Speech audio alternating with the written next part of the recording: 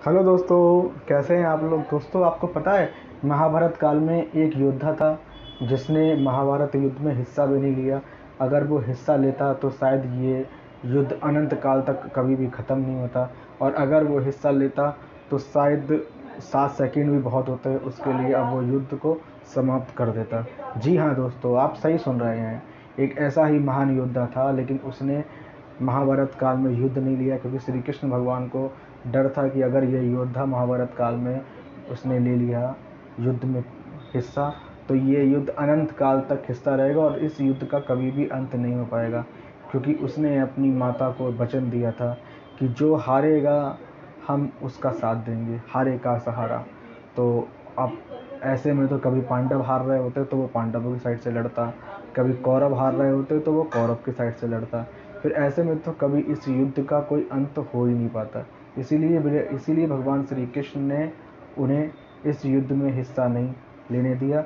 हाँ जी, आप लोग सोच रहे होंगे कि ऐसा वो योद्धा कौन था जिसका नाम अभी मैंने आपको बताया नहीं। जी हाँ दोस्तों, उन योद्धा का नाम था बलवृक्ष।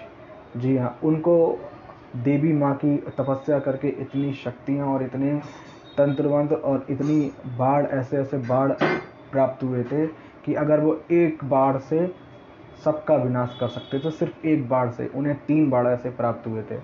देवी माँ को उन्होंने प्रसन्न किया था तो देवी माँ ने उन्हें वरदान स्वरूप में 3 बाढ़ दिए थे, और इसी चीज़ का डर भगवान श्री कृष्ण को था। तो इसीलिए जब वो बलबरीच महाभारत युद्ध में हिस्सा लेने आ रहे थे, तो भगवान श्री कृष्ण ने ब्राह्मण का रूप अवतार लेके उनकी परीक्षा ली और उनके सामने है। तो बलवृक्ष ने उनसे कहा, बताइए हम आपके लिए क्या कर सकते हैं। तो उन्होंने कहा, अच्छा अगर आप इतने हैं तो ये सामने पेड़ है, आप इस पेड़ के सारे पत्ते को भेद के दिखाइए अपने तीर से। तो उन्होंने कहा, ठीक है, मैं इस पेड़ के सारे पत्तों को एक ही तीर से भेद के दिखाऊंगा। तो बलवृक्ष ने अपना धनुष बाण से तीर चलाया और उनका एक तीर सारे पत्तों को भेदता हुआ आ रहा था और आखिर में जाके श्री कृष्ण जी के पैर के पास में आके रुक गया। तो बलबरी जी ने निवेदन होकर कहा, ब्राह्मण जी, आपके पैर के नीचे एक पेड़ का पत्ता है, आप अपना पैर हटाइए। क्योंकि श्री कृष्ण भगवान ने एक पत्ता अपने पैर के नीचे दबा लिया था।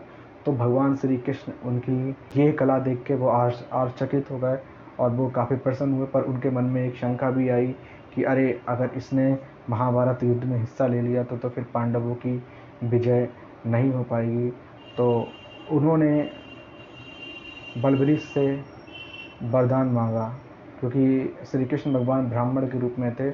तो बलबरीश ने कहा, ठीक है, आप जो मांगेंगे वो हम आपको देंगे। तो श्री कृष्ण भगवान ने कहा कि मुझे तुम्हारा सर चाहिए।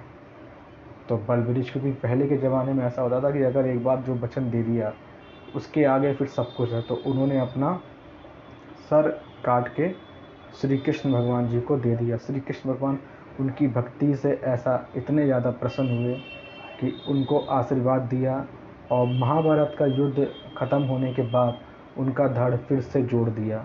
और बलबरीश ने जब ये दिया तो उन्होंने सिर्फ एक विनती करी कि मैं चाहता हूँ कि मैं ये पूरा महाभारत काल का युद्ध अपनी आँखों से देखूँ।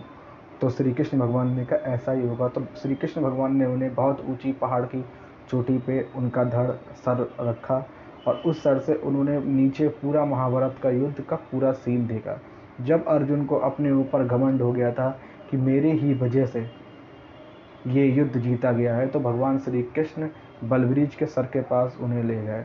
तो बलवरीच ने कहा कि मैंने तो ये देखा कि दोनों तरफ से बाण श्री कृष्ण भगवान ही चला रहे थे, सारे बाण श्री कृष्ण भगवान ही रोक रहे थे। मुझे तो सारे बाणों में सब जगह श्री कृष्ण भगवान ही दिखे और सब जगह श्री कृष्ण भगवान ही थे। तो अर्जुन का अहंकार टूटा, और श्री कृष्ण भगवान ने जैसा अपना वचन दिया था कि महाभारत युद्ध के बाद उन्होंने उनका धड़ जोड़ दिया और उनको आशीर्वाद दिया, और वो फिर से गहन तपस्या में लीन होकर चले गए। और उन्होंने पहाड़ों पर जाके ये निश्चय किया कि अब मैं गहन तपस्या में करूँगा। तो दोस्तों, जो बलबरीश जी थे उनका दूसरा रूप कलयुग में हुआ, जिनका नाम बड़ा फेमस है, जिनको हम सब लोग खाटू श्याम जी के नाम से जानते हैं, वो बलवृक्ष का ही अवतार हैं। और जिन्हें आज के टाइम में खाटू श्याम जी के नाम से हर कोई जानता है, बलवृक्ष के नाम से शायद ही कोई होगा जो जानते होंगे जो खाटू श्याम जी हैं। इसीलिए आपने देखा होगा वहाँ पे लिखा भी होता है, और खाटू श्याम का तो नारा आपने सुना ही होगा, गाड़ियों पे, कारों पे, सब जगह लिखा होता है, हारे का सहारा खाटू श्याम हमारा। तो दोस्तों, ये छोटी सी रियल घटना थी जो शायद आप लोगों को पता होगी, अधिकांश को नहीं पता होगी कुछ लोगों को। तो आज हमने कोशिश करी कि आपको समझाएं अच्छी तरीके से, और अगर कोई समझाने में कोई त्रुटि हो गई हो, गलती हो गई हो, तो क्षमा करिएगा। और अगर आप हमारे चैनल पे नए हैं तो हमारे चैनल को सब्सक्राइब करिए, बेल आइकन दबाइए।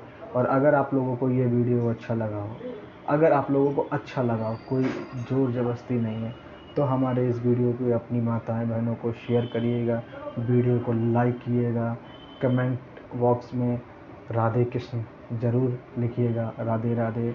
और आप लोग ऐसे ही हंसमुख रहें, आप लोगों के जीवन में ऐसे ही खुशियाँ रहें, ऐसे ही हम श्री कृष्ण भगवान और राधा रानी से दुआ करते हैं, प्रार्थना करते हैं। अब हम आप लोगों से मिलते हैं अगले वीडियो में, जब तक के लिए राधे राधे। और हाँ दोस्तों, 15 अगस्त आ रहा है, हर घर तिरंगा हमें फैलाना है, और इसी देशभक्ति को हमें जगा के पूरे विश्व में दिखाना है कि ये देश हमारा नहीं, ये देश हमारी मातृभूमि है। और इस देश के लिए हम क्षण भर भी नहीं लगाएंगे अपने प्राण गंवाने में। ये देश नहीं है, ये हमारी जन्मभूमि है, ये हमारी मातृभूमि है। और इस देश के लिए हम प्राण न्यौछावर भी कर सकते हैं, और वक्त आने पे हम भगत सिंह भी बन सकते हैं, प्राण ले भी सकते हैं। जो भी हमारे देश पे बुरी दृष्टि डालेगा, जो भी हमारे देश पे बुरी निगाह डालेगा, उसको हम छोड़ेंगे नहीं, क्योंकि यही देश, इसी ने मिट्टी में हम बड़े हुए हैं, और इसी मिट्टी में हमें समाना है। तो दोस्तों, आपसे ये विदा लेता है आपका सेवक। आपको अगर रेनबो ब्लॉगिफाई पे वीडियो अच्छे लगते हों तो प्लीज़ वीडियो को थोड़ा सपोर्ट करिए, अपना प्यार दीजिए। जय हिंद, जय भारत, वंदे मातरम।